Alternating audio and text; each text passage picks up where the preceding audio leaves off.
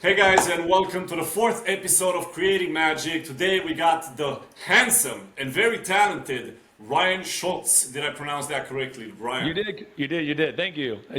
We're Ryan Schlutz. You could say Schultz, Schultz. Schlutz. It's Schlutz, but I answered it. I answered either one. I think, do you get it confused a lot? Yeah, because it's spelled differently. I'm Lu, Schultz is UL, but your Yeah. brain. I mean, my name is a living magic trick because there's that famous study where if the beginning and the end are the same, the middle, people just fill the blank in. So, You're so right. my name is a victim of that classic mind trick. So to me, it's an honor. It's an honor to have a name like that. Magic was imbued in your name from the beginning. Exactly. I was destined to do it. I mean, if you're from Germany or anywhere in that side of the region, Schlutz is how they say it. So, which is a Yeah. little bit, which makes more sense with the spelling. You got the LU. You know, they always like, yes, Ryan Schlutz. You're like, okay, there you go. Ryan, you said that perfectly. Do you speak German? Nine. Nice. Ich keine sprechen Deutsch. I do not speak German. I understood that, but that's about it. So, That's about it. yeah, I lectured over the pandemic. I lectured for a club in Germany. I wish I spoke German. Obviously my roots, my dad's side is all from all Eastern German and all that stuff. But yeah, but not me. I mean, I've been Americanized. So What did your parents think of you doing magic, like from the beginning? I mean, they always were supportive. I think my mom was definitely she kind of helped me. She was definitely the classic mom where she would watch everything I would do and really Oh, be so part of it. You know what I nice. mean? Where my dad was more like, that's cute, but you know. So, I think my Yeah. dad secretly wanted me to play. He wanted me to be like a big sports guy when I was like, or you can pick a card. It's like, But you got a so. great, you're very fit. Oh, thank you. You know, I try to keep fit. So, Like, do you yeah, do, health is a big one. I did play sports growing up. I played sports my whole life, but I never enjoyed like watching them, but I enjoyed playing them. But now I used to be more fit, but you know, as you get older, it's harder. But now I try to stay somewhat healthy. That's my goal. in My goal shape? is somewhat healthy. Well, But if yeah. they say that if you did sports up until you're 24, Yeah. if you did like sports for 6, 7 years, you really can't get fat. Only if you That's like good. really go into eating Yeah. disorders, basically. I mean, that makes sense. And I guess that makes sense because you kind of develop like a habit that really sticks. Because I play sports since probably like 5 years old till even now I still play sports. So, I mean, So I always, yeah, I mean, competitively till college, which is probably like, you know, 20, 19, 20 or something like that. And then after that, just for fun. I like staying active. I enjoy some kind of sport. So have it's you ever fun. combined sports and magic? Can't say I have. No, never thought about it. I Have mean, you shown magic to people you do sports with? I mean, yeah, mostly in high school, only because I was really into Magic then. So where back then I was obsessed, like unto an unhealthy amount, where I just had to do tricks for people, just had to all the time, how to do tricks, because I was just still in that devouring learning. I just, you know, every night I would go home and learn 5 tricks. Next day at school, show 5 tricks. You know, it's just rinse and repeat for Wow. years. And then in my 20s, similar, but now at restaurants, I would like read, watch, and then go to the restaurants and just try it. And which is helpful because obviously having real people to show it on really fast tracks like what works, doesn't work. So my filter became really fine tuned pretty quick that way. Can So yeah. you tell me a little bit about how you started doing magic and that period? Yeah. I mean, I started, my mom actually got me into it. So it was probably like third grade. So I don't know. It's like, I don't know, 8 years old, whatever. I don't know how old that is. Like I was probably, I said 5, but I was somewhere young. I was young, maybe second grade. I can't remember at this point, but it was a show and tell. My mom, I liked magic. I always watched it on TV. So she taught me my first trick, which was like that trick where you pull a string through the neck. You know this one? Where you like, What? You yeah, taught you that? yeah. She taught me that trick. Crazy. So then I did it. I did it in like show and tell. And I mean, at first they were kind of like, no one said anything. So I was kind of like, well, I suck. And I was a little embarrassed.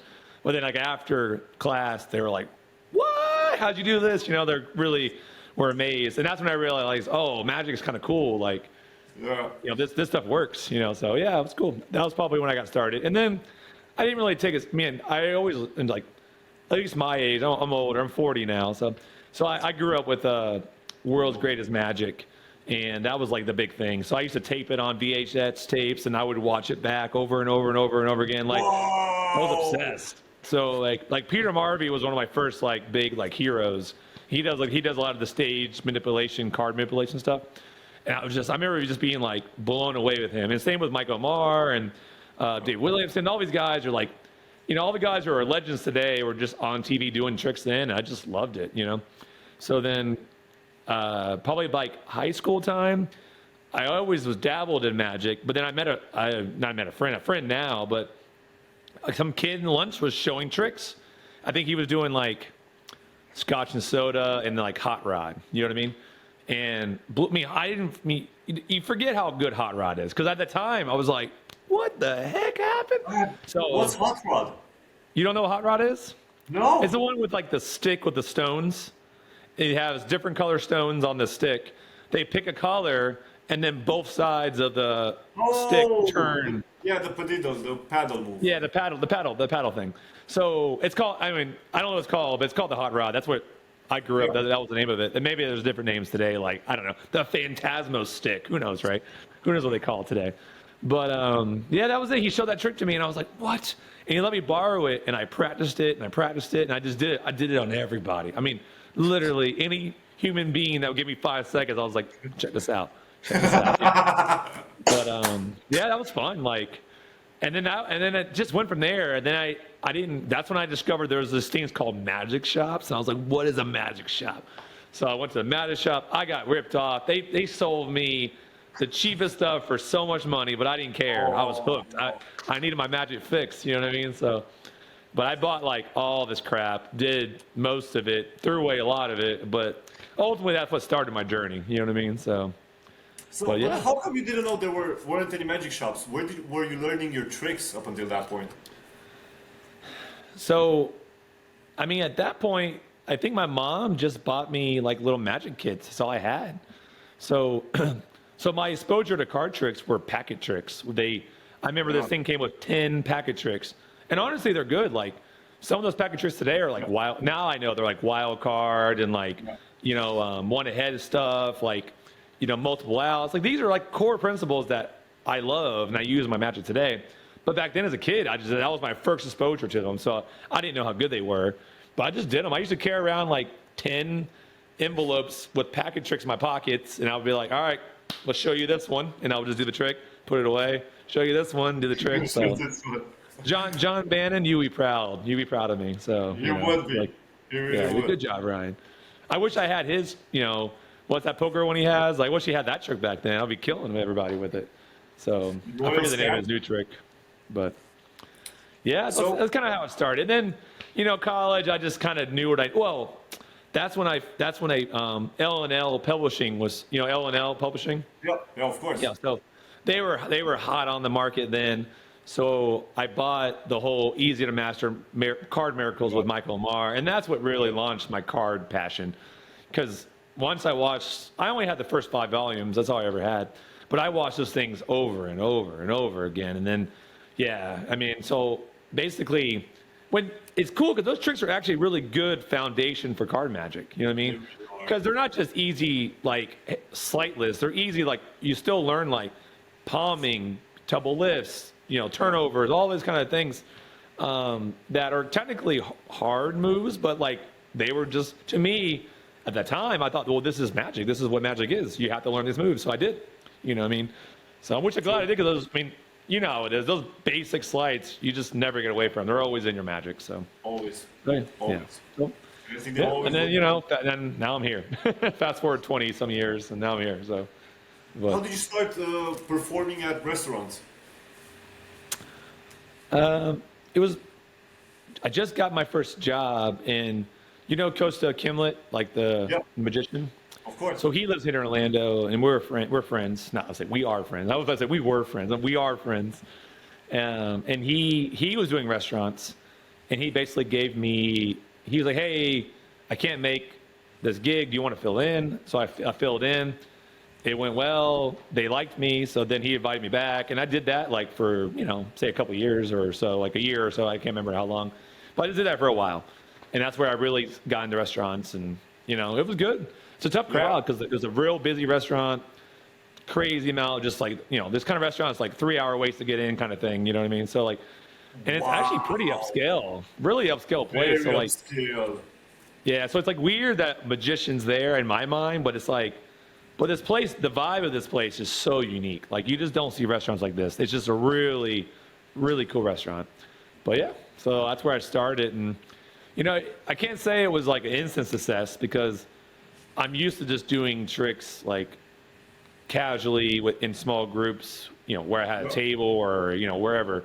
And all of a sudden now I'm standing up, have to walk around and may or may not have table or space or not.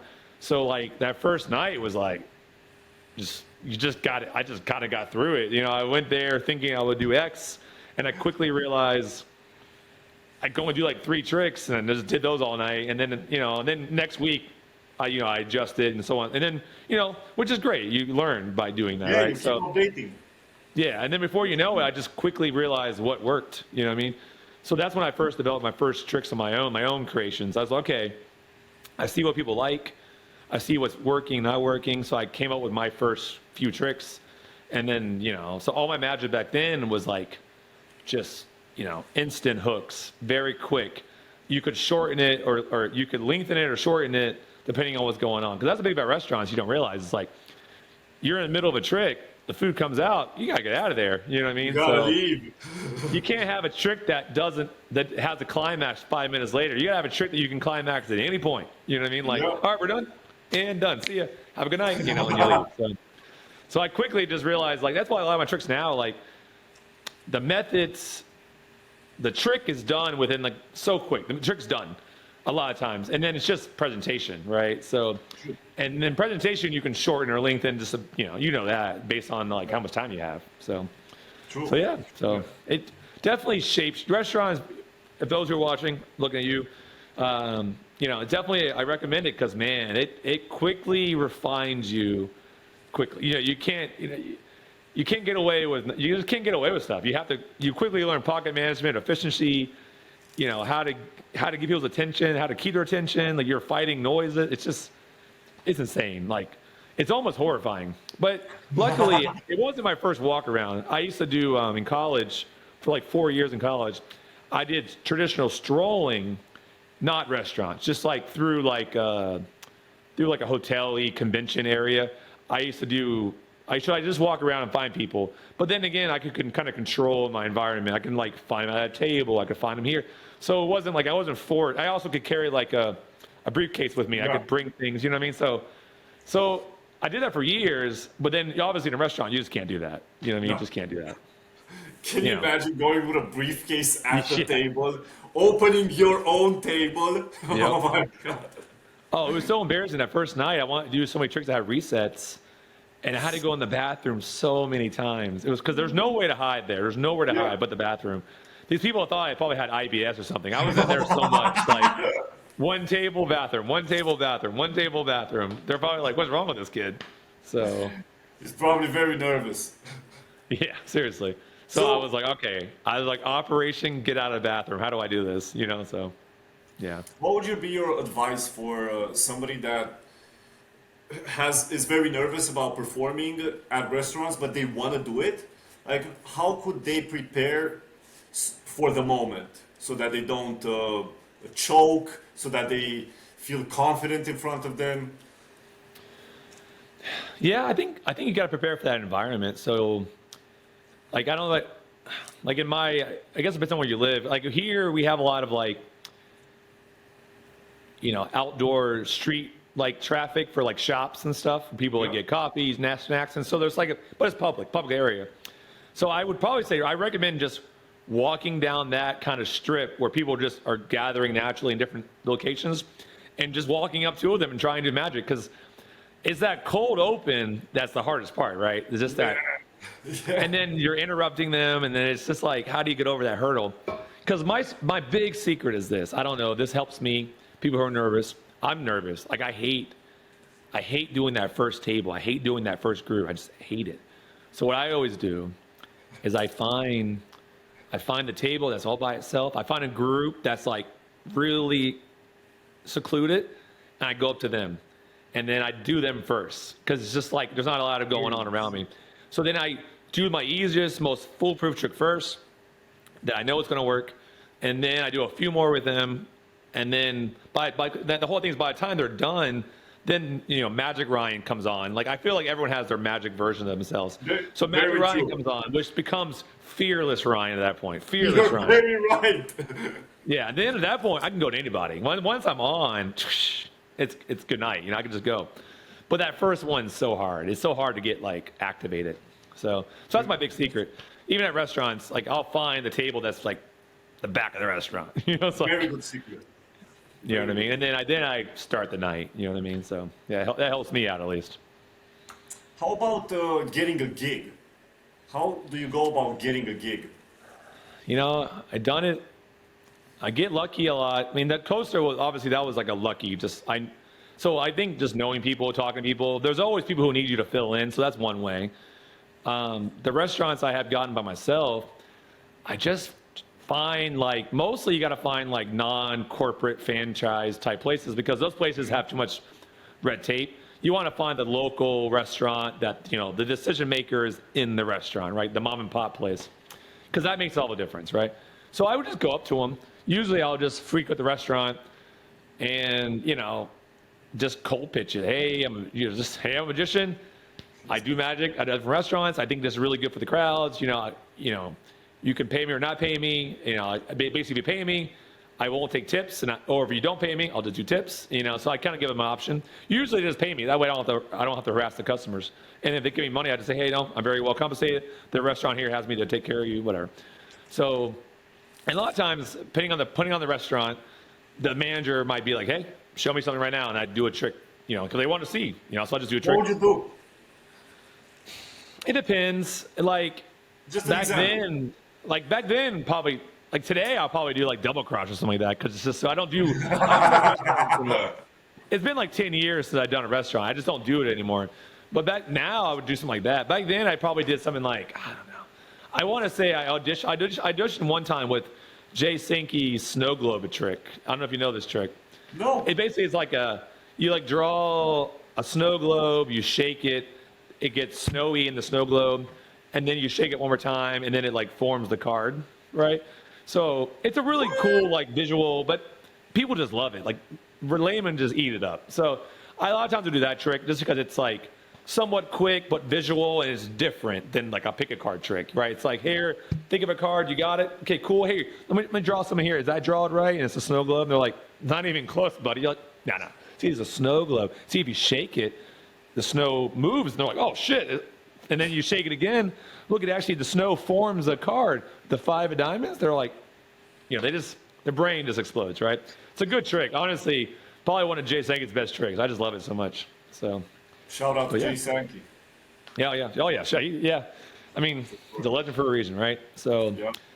But yeah, so that one I do. I mean, I can't remember now. It's been too long. But yeah, today, shoot, man.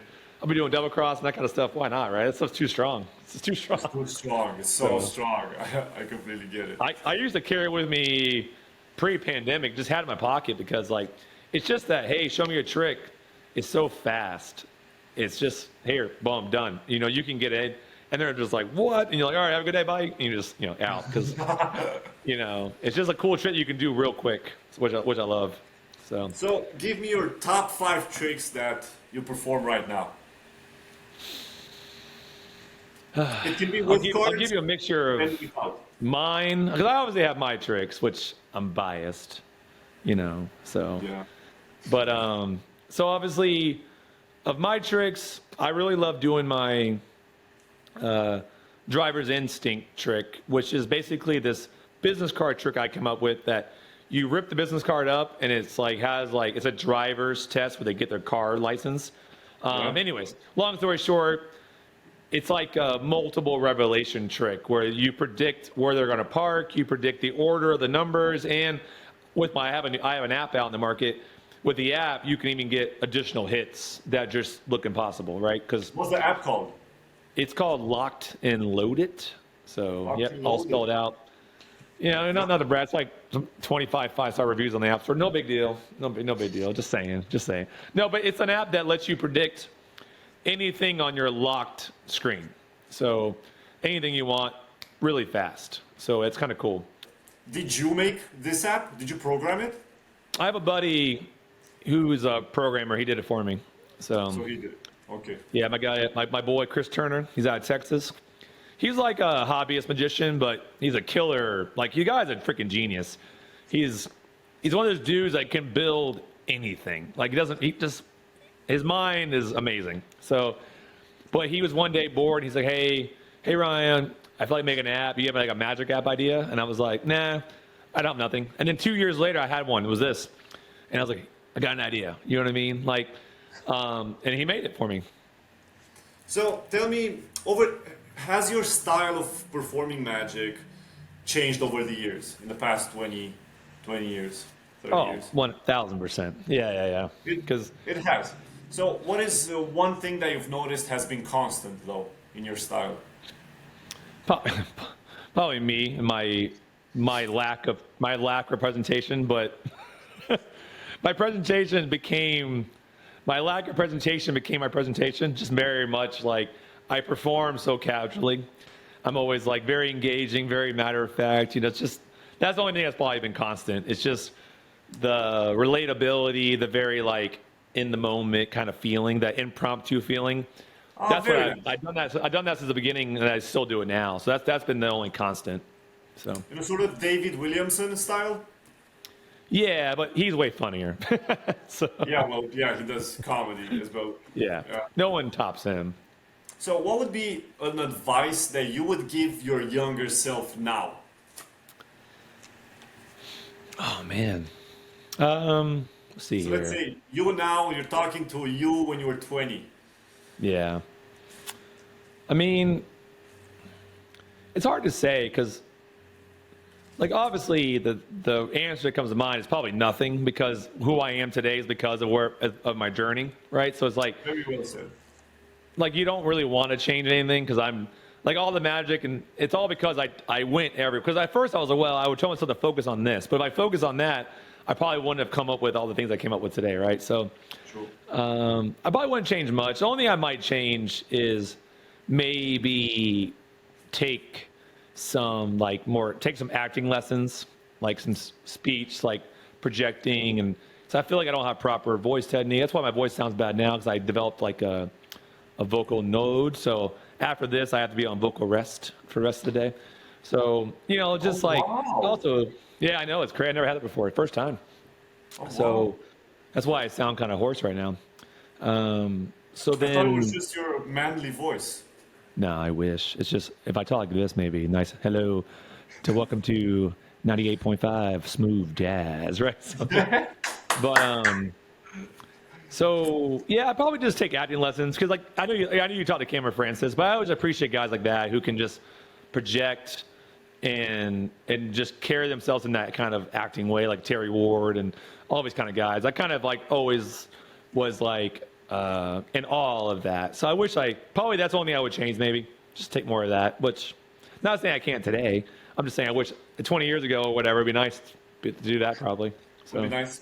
Yeah, because now you would have already done it for 20 years already, maybe. Exactly. But, you know, I never really had a goal of, I never really wanted to be a performer. Like I love magic. I love creating magic. I like performing casually, but I've never been like one to like want to perform on stage in front of the same audience. I just not my thing. I get too bored.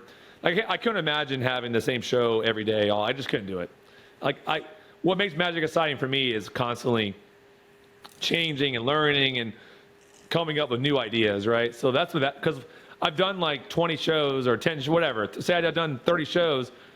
Well, they've been 30 unique shows, because every time I go to do another one, I'm like, well, I could do the show I did last time, or I could try new things. And I always end up trying new things. So I never had the advantage of like, you know, getting the reps in. So do you know my card magic, just because I love it. Like, that's the only thing that gets better because, like, I go to conventions and you ask me if my magic's changed and if I changed. It has because, like, you know, you kind of adjust to your audience. My audience became more magicians than it was laymen. So I created more magic that was still entertaining, but fooling to magicians. But then, so I go to conventions and I would have like, okay, I got 5 tricks I'm going to show, and I would just do those 5 tricks all convention long for a year, like every convention for a year. And then doing that by the end, that's kind of how my false anchors came about. I would do all these tricks for a year at every convention and just get so much repetition.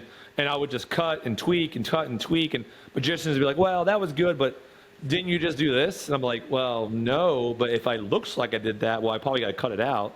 So I would find ways to cut it out. And then by the end of the year, I would have a pretty good trick. You know what I mean? So I just did that every year, pretty much. You know, that's how like every book and all my Big Blind DVDs are that way too. All my Big Blinds, all those tricks went through a good year's worth of magician proofing in layman before it was ever published. You know what I mean? So it helps. That's very good advice for any creator out there. Choose 5 tricks and perform them constantly at the convention. Yeah, it does help, especially if you're. My whole thing is like,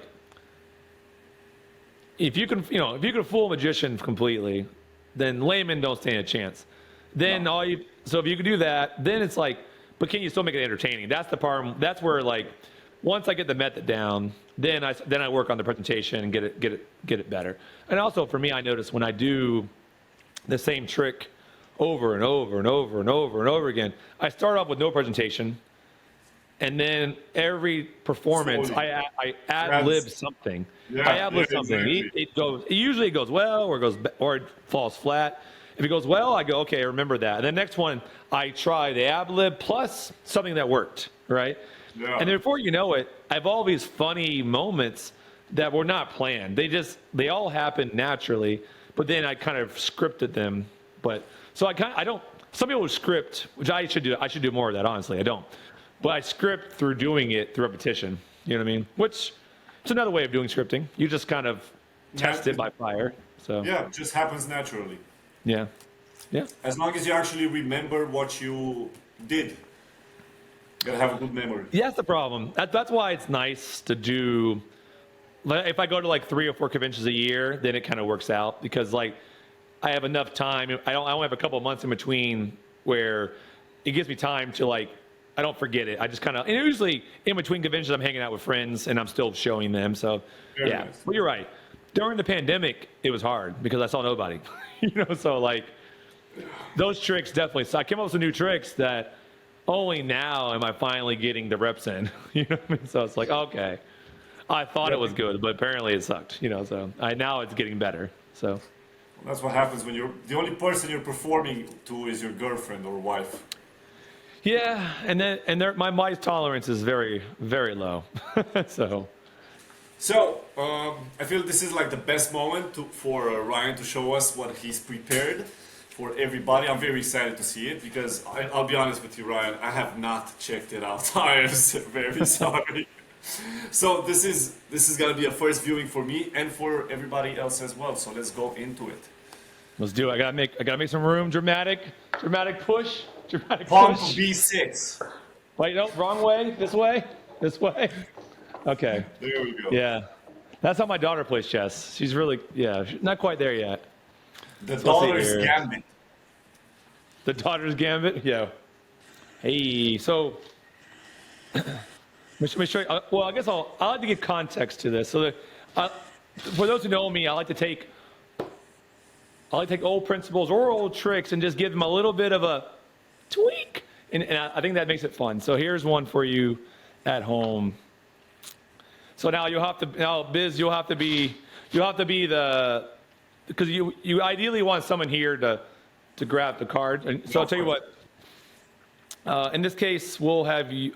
I'll start off with a prediction. Okay, so I'll perform to you, but I'll perform to you guys as well. Okay. So let me grab a card to start off with. We'll go with this one. Okay, we'll put it inside the card box like this. Now you would deal like this. Now you can shuffle anytime you want. So I'll deal and just tell me to shuffle whenever you want. Shuffle. Okay, shuffle and then just shuffle whenever you want. Deal. Yeah. And We'll keep going. Okay. Shuffle.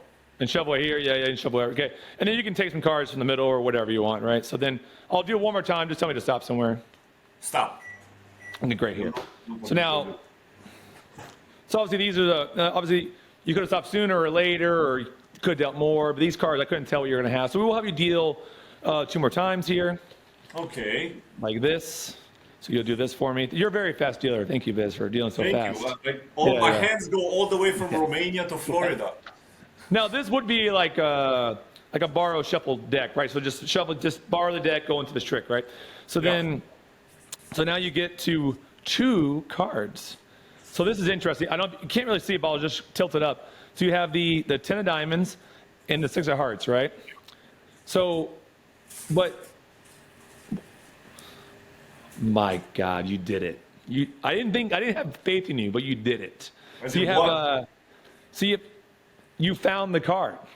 Oh, you don't know what I mean. Okay, sorry. See, you either found the 10 of hearts or the 6 of diamonds.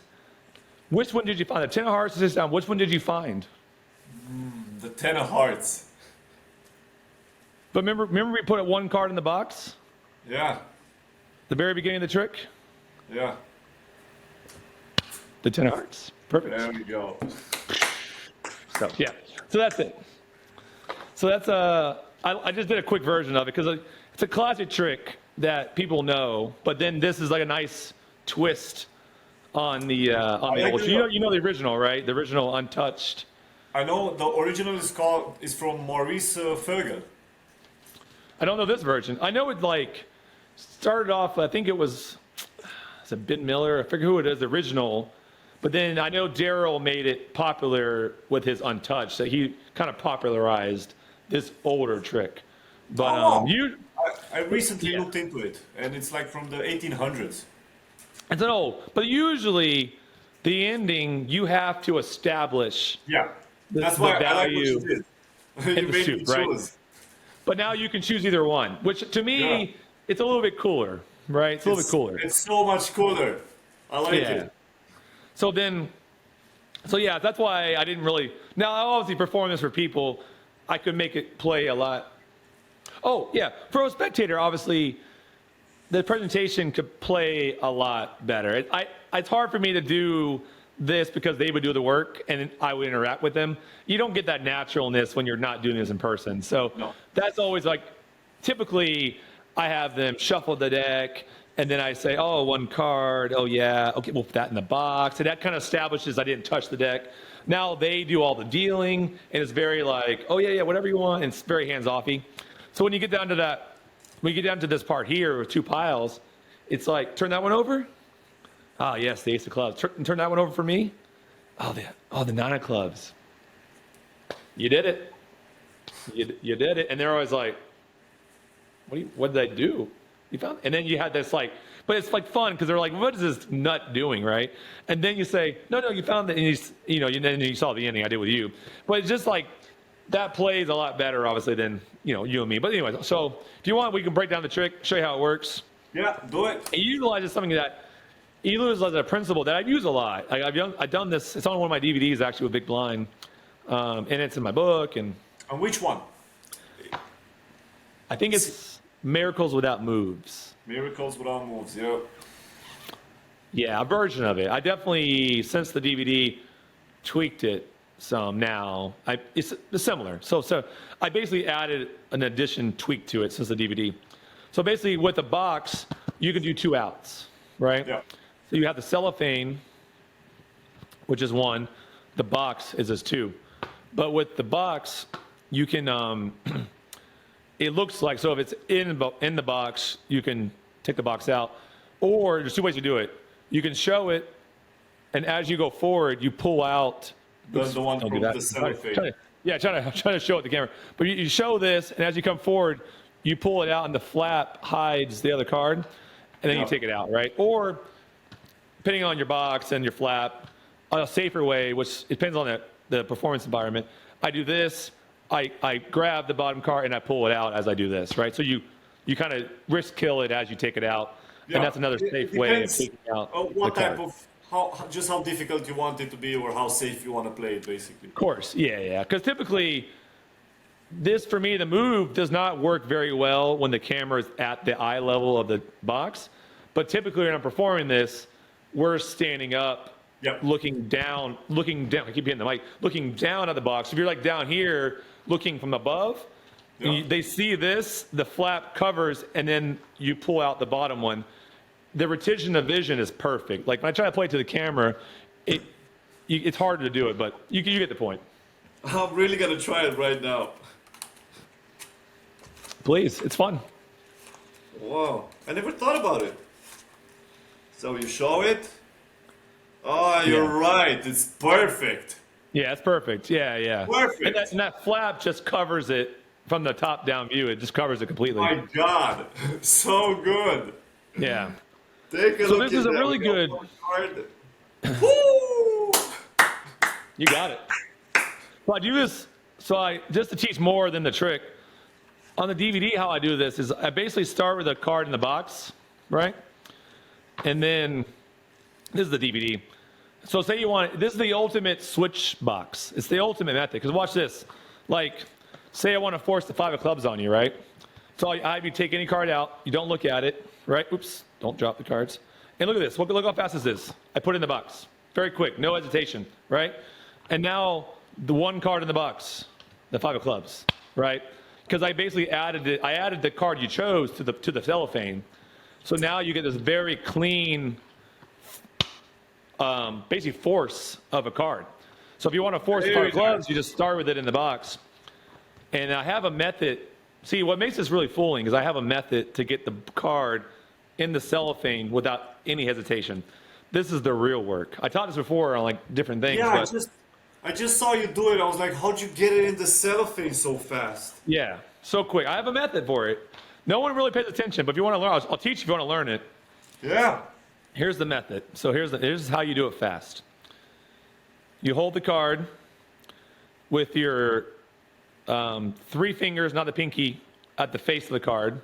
Yep. Thumb in the middle, and squeeze your thumb down against your middle finger, right?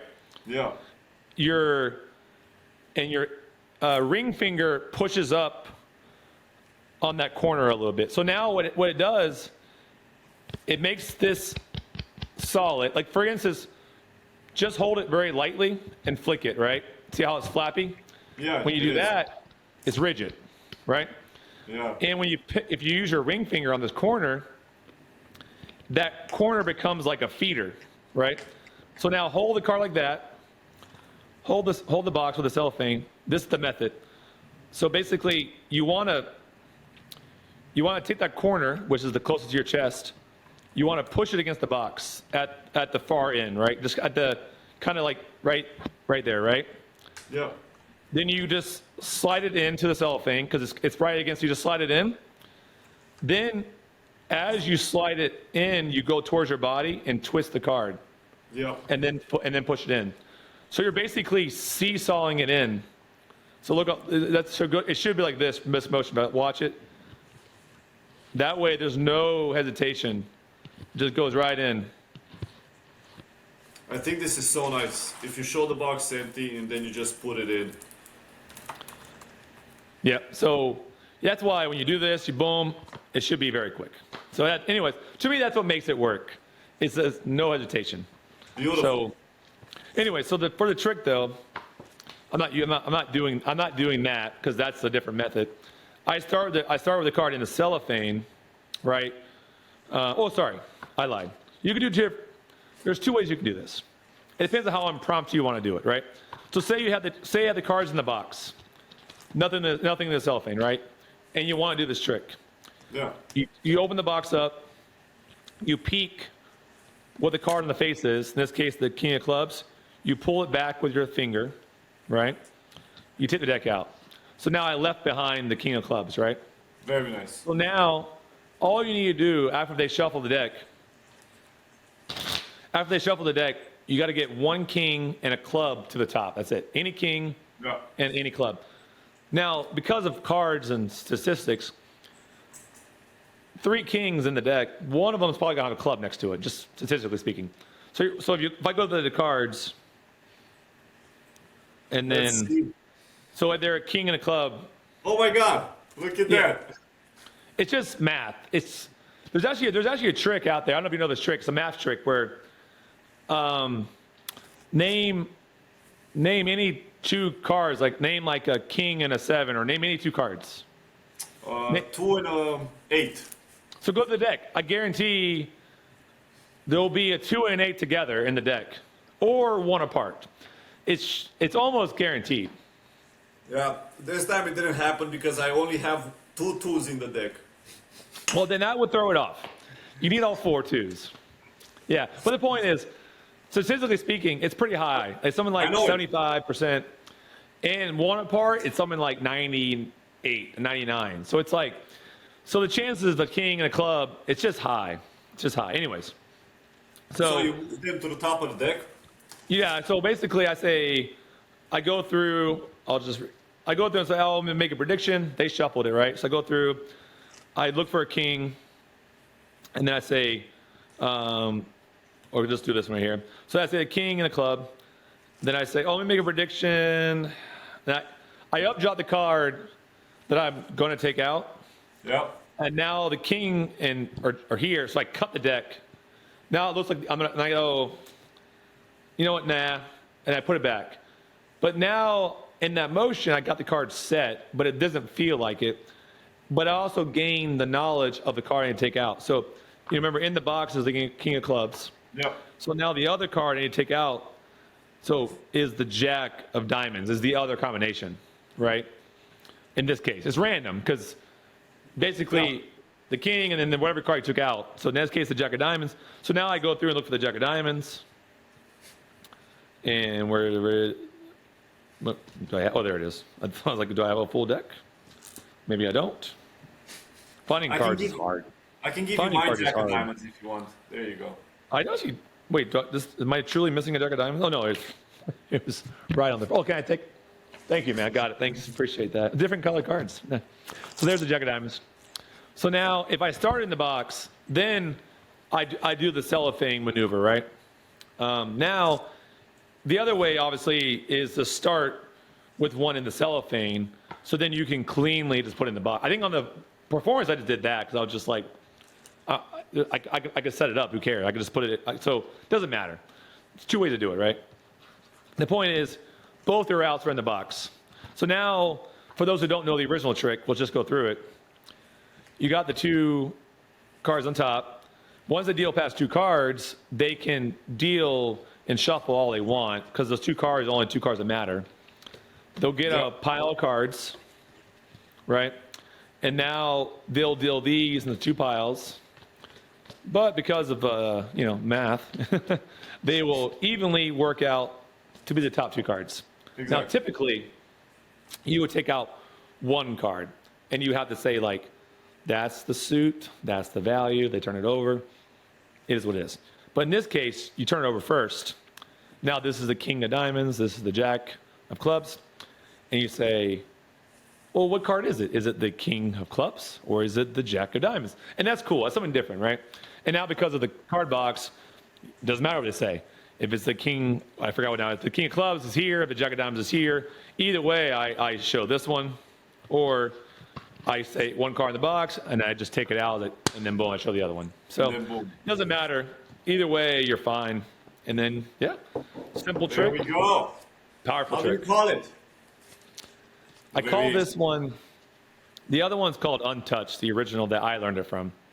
So I call this one Slightly Touched. So.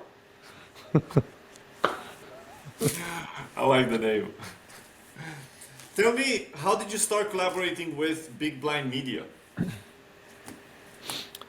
Mainly because of Cameron. Because Cameron, we were at, Big Blind was at a convention in Florida, in Orlando, where I live, for a Genie convention.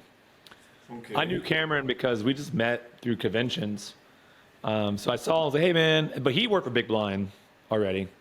Yeah. So I was showing him some tricks, and I think I had a trick out called Sensational, which is a pretty hands-off, fooling trick.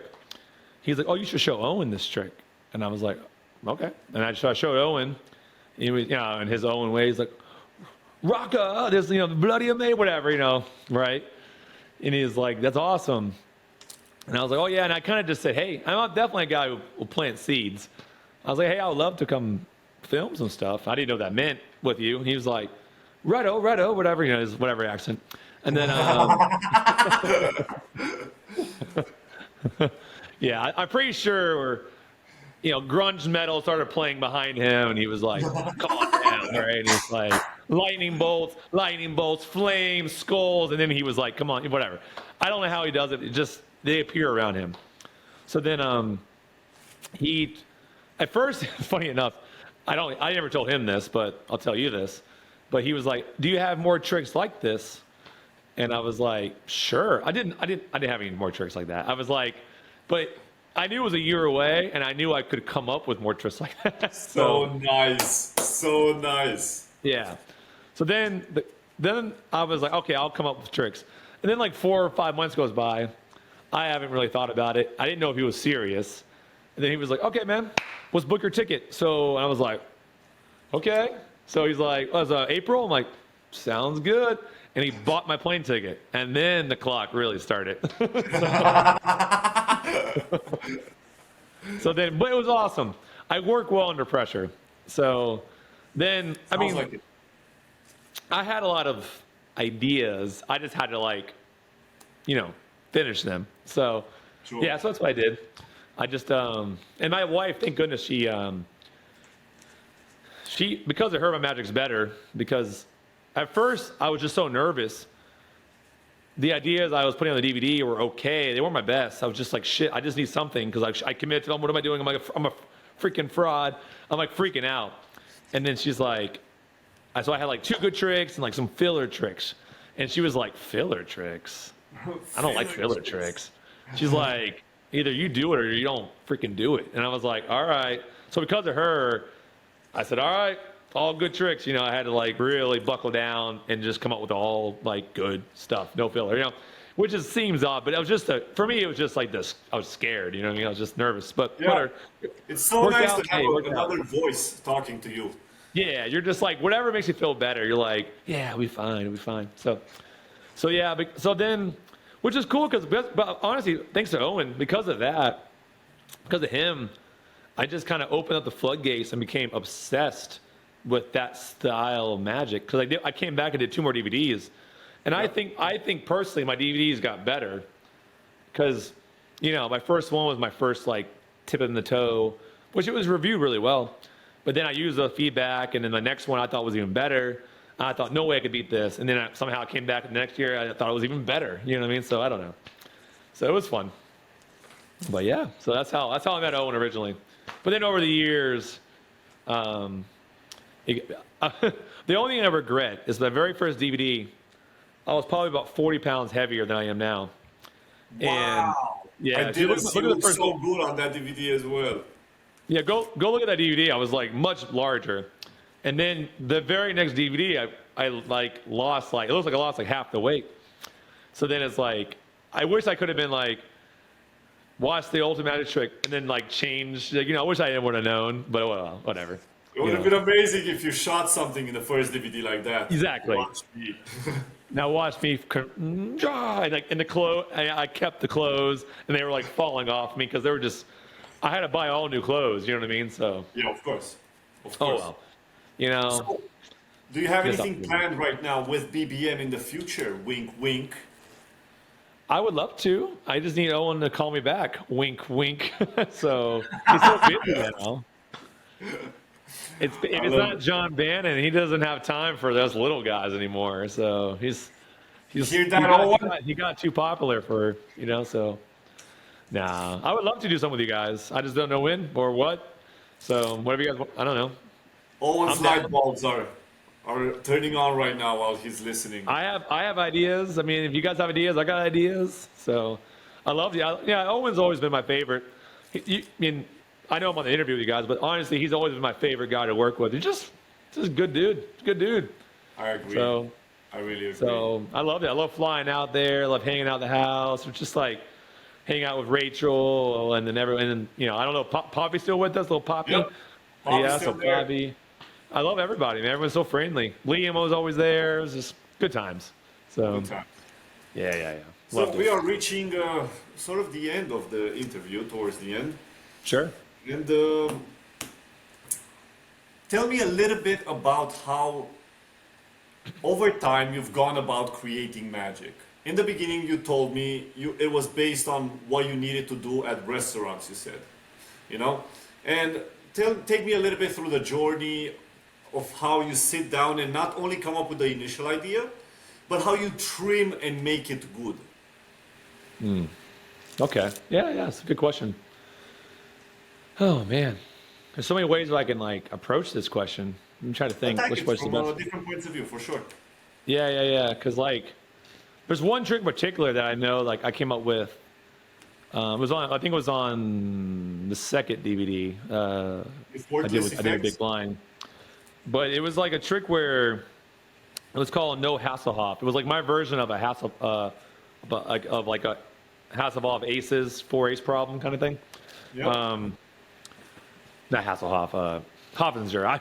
Sorry, I called it no Hasselhoff because of the play on Hoffinger. But Yeah, then, I know. as I said that, I was like, wait, I just renamed him. But whatever, you get what I was getting at. So, Hasselhoff the magician. yeah, that's the problem when you rename something; it becomes the name in your head. So you It got me. does. So anyway, so like, but obviously I want to come up with a slightless version of it. So I had a cool force where like, so I don't know. I was reading a force where it's like, you you have someone select the cards and they look at the cards they selected and they think of the highest card, right? Yeah. So ideally, if you know the highest card in their hand, well, you know what card they're thinking of, right? So then I was like, okay, that's a cool principle. Now, how do you use it? The only way I've ever seen it used was like they make like several piles and then like I don't know. Anyways, so I was like, well, how do I control the high card in like a cool way, right? So then I was like, so I came up with the idea where I was like, okay, let me force I'll force an ace. And then quickly after doing that, I realized, well, ace, it's a misleading card. Because depending on where you're from, an ace is 1 Yep. or it's 11, right? Yep. Or it's 13, right? Exactly. It's very confusing how high an ace is, right? So then I was like, okay, screw ace. I'm going to do king. So then I would force 1 king and then force random cards. But then the aces were in the deck. So then people would pick an ace and it was, okay, now once again confusing. So then I would take the aces out of the deck. That's okay, I'm going to take the aces out of the deck. Take the aces out of the deck, put them on now put them in the box. So now I'm doing this trick. Trick works, but I got to take the aces out of the deck and I got to get the kings on top. It's like, whoa, I just created a lot of work for no reason. So then I was like, then the light bulb was like, okay, well, can I use the aces in the trick? You know, so then I was like, So then I was like, well, I never done like a 4 ace trick, like a Hoffinger 4 ace trick. So then I was like, okay. So basically now I could openly take the aces out. I could call the kings after taking the aces out. So now I'm basically doing no extra work, right? It's like, you're done. So now I have the 4 aces here, and now on top of the deck, I have the 4 kings, right? So then, Yeah. that's efficient. So now these can go away. So now it's like next problem. Well, how do you like? This is over like a long time, right? I'm just giving you like how I think through things, right? You're getting the whole. I love it. I I love it. So then it's like, okay, now I have the aces on. Now I have to force 1 king and like 4 random cards. This is like what I'm thinking. So how do you do that? So I was okay. Well, the kings are on bottom, and in this case, maybe I shuffled it back to the bottom because I was like, well, I want to shuffle the deck, so I could just after talking, I could just shuffle the 4 cards, and now the deck looks mixed, right? So now I was like, okay. So the way I figured it out was, as I'm talking to them, I swing, cut the deck until I have a small pile, right? So I have a break. Yeah. So this to me feels fair. I say, hey, Biz, you're going to pick several cards from different parts of the deck, okay? So don't worry. We'll start off slow. Here, for instance, just touch 1. And now I'm only spreading the 4 kings, right? So this is a very small deck, 4 kings on bottom with random cards on top. But I say, hey, I set you up mentally. Hey, you're going to set several cards. from different points. So that way because if I say, hey, pick a card, if I spread just a few cards, if you're a regular layman, you're like, well, I want to go further, right? Yeah. So now that wording became important. Now this is also something I learned, because I first went, hey, choose a card. They're like, I want to do the middle. I'm like, oh shit, well, okay, well I can't do that. So this came about, like, hey, don't worry, we're gonna pick a lot of cards. So now they choose one. So they choose that one, right? So now I need to know the king. So as long as these are in order, which I didn't put them in order I should put them in order here. Club, heart, spade, diamond. I put them in chase order. So they touch one. Say they touch that one. Well, that's the clubs, the second one. So I go, okay, that's the club, right? So now I say, and then touch another one. Touch another one. Now it all looks the same. Everything looks fine because now they're touching from different points of the deck. Now they can take out these cards. And now I know they have one king and the king, in this case, the king of clubs, or king of hearts, with other cards, right? So now I'm set. And now it's like, now you see how it evolves, right? It's just like, this is how I come up with the trick.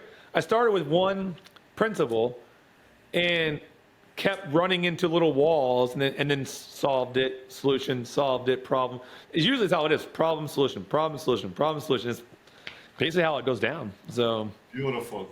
Yeah, and then eventually just, the rest of the trick, I could tease the trick, but that's essentially how it came about. So beautiful. Thank you so much for that adventure through the I don't know. It was probably too much. I'm sorry, but I thought it was a fun little adventure, but maybe not. No, it really was. That's what I wanted. Okay, good. That's really what I wanted you to tell me that. Honestly. Cool. Good. Have you ever failed and have been stuck with that idea in mind and always had to make sure that you don't fail like that anymore? Oh, you mean like I messed up a trick and then how to prevent that failure from ever happening again? Yep. Yeah. Yes. Mostly for this trick in particular too, because like this trick it happened on this trick where that's where I realized the aces. I left them in the deck. I said think of the highest card because I'm thinking ace is low. They think of the ace, and I'm like, that's right. It could also be high. So I forget, you know what I mean? Like in my mind, ace is low, but I don't play card games, so ace is high. So this trick was definitely one of those tricks where I learned because I was just like, well, that didn't work. Next trick, moving on. So it's like. So what do you do when you failed in the past? Like, how do you walk it off in front of the audience? Obviously, I think there's no way not to feel embarrassed. It just kind of happens. But I also realize, luckily enough, I never do tricks. Like, I luckily never failed like in like a big show. Thank goodness. Whew, I haven't yet. But like in walk around, things just go wrong, and I just shrug it off. I go, well, hey, want to see another one? I just go. Perfect. You know what I mean? Exactly. Because like there's nothing you can do. Sometimes I'll save it, but it doesn't always make sense. Like like my app on my phone it's a savior because I can just show the card on my phone, or honestly I don't do the invisible deck thing, but like if their card if I show the Jack of Diamonds as their card and they say no, it's the Four of Hearts, I go, huh. So then I go, oh. It makes no sense, but I'll just save it by just saying, oh, the Four of Hearts. Oh, sorry. Sometimes it dresses up. Like, it looks like a Jack of Diamonds, but if you give it a shake, it turns into Four of Hearts, and then that's it. It works. It works. People We've all done it, and we all do it. Yeah, and then they just do that, and you just get off, you just do the next trick. You know what I mean? So, and then a lot of times at that point, I'll probably go into like a move, like there's like right now if I turn back to the Four of Hearts, I'll say it happens all the time, and I'll go into a sequence that the card changes back and forth into the four and the jack, so then it just kind of bleeds. It kind of just bleeds. It feels like they forget that you messed up, and now they're just so focused on this moment because now it changed, and now I'll do this change where like. This is a Rich Avila's. I say, don't worry, the four, it always changes. See, you push the button here, and the four goes through I'll do it this way. The four goes through the deck, and actually changes back into the jack. Oh my God. And then they show it change again. now I can do this, where I'm here, and now I can say, don't worry, it also can change back again, like this, and then I can keep going on and on and on and on. But now I have a double here, so I say, oh, she just did the verse of 4, give it a blow, oh, changes right back. So then I have this whole sequence I do when this, so I do the change, and then I go into where it keeps changing back and forth and back and forth. And now, by the end of it, it's another trick, but they completely forgot, you know what I mean, at that point. Now I end this sequence and then go into my next trick. So that's if I'm working hard. Like if I'm actually like at a paid gig, I'll try. If I'm with friends and I mess up, I'm like, whatever. I just don't care. Just like, yeah, it's very different with friends. Very different. Yeah, friends, I'm like, that's too much work. Meh. So I really like this idea. I want to stress it a little bit for anybody watching. Basically, if you make a mistake, make it a habit to build it into either a running thing where you keep calling back to it, so it looks as if you've always intended to do that, or you build a trick out of that actual mistake. You know? Yeah, you say it better than me. I never like put like structure around. I just learn through fire how I do things and it works. But you're right. That's a better way of saying disguise it as if it was like on purpose, right? That's really really what's happening. So you said so Ryan, tell me, what would you like to leave the spectators with, the audience with? I pass over to you. If you want, you can recite a poem, sing a song, say a joke, do a trick, say a philosophy, or just say nothing. It's up to you. You got 5 minutes. I like to sit in silence and stare at you right in the eyes. I'm just joking. No, I don't have much wisdom. I mean, I'm pretty much an open book. If you meet me now and you meet me in the streets, you meet me at a convention, I'm the same person. I don't change. I don't have like a shield. I'm just the same guy no matter what. So I don't really. I mean, right now the only thing I'm doing lately is I stepped away from the DVDs and I'm just doing the false anchor stuff. So that's all people who know me now. Be the false anchors, playing cards, the books, and now I got my new book like somewhere over there, like the unanchored. There it is, unanchored. What's that? Show it. Oh, this book. Oh yeah. So this guy. Ooh. So this is the collector's box. So this is the thing of beauty right here. So then it's magnetically closes. You get the 2 decks inside, and then you get the book. This one actually came with like a colored edge, and then the inside of it is just gorgeous. It's like the pictures and layout of the book itself is gorgeous. It took me a long time. It's like almost 300 photos, like 289 or whatever photos and stuff. So, but yeah, so I love this. Where can people find this? It's on my website, falseanchors.com. Because I didn't. Yeah, it's kind of crazy. I see like the history. Like this is actually the history of all my playing cards I put out. So I have it like framed. So this is every one in order that I put out ever. So it's kind of cool to see it all in one go. But you're right. Yeah. Where does the name come from? It just I think someone asked me one time like, "Hey Ryan, what's your philosophy of magic?" And I didn't really have an answer. And I started thinking about it. And the term I came up with to describe it was a false anchor. And my whole slogan is like, perception is reality, right? So my whole idea of my magic is, because my card magic is different in the sense of, it's very cerebral, it's all in the head, and a lot of things happen that don't happen. Yep. So like people walk away thinking I did way more than I actually did, right? So I did a trip the other day where the guy was like so fooled. And I said it's in the book, and he has the book, came home and read it, and he was like, man, I could swear you did this. And I was like, aha, exactly. So it's like, because he was so fooled because like what he remembered is way more amazing, right? So like that concept I call a false anchor. It's like I implant a false perception in your brain that becomes your new reality. And that's the whole concept of a false anchor. Wow. So yeah. So anyway, that's what I try to do. So a lot of my tricks have, I would say, like invisible moments and very obvious if you're looking at it, but they kind of get erased from the memory because of what you say, the structure and the tempo and the routining of the routine. it hides those moments, and I call that a false anchor. So That's beautiful. I think that's Thank the you very best way, to end this interview. Well, I Ryan's appreciate the time. philosophy right there. Everybody check Ryan out at falseanchors.com and on Instagram at Ryan Schlutz. No, at false anchors. At So, False Anchors, there we go. yeah, I don't have a personal one. I got rid of social media. I only have false anchors now on Instagram. That's all I got. So, yeah. That's perfect. That's so much better. Cool. So much better.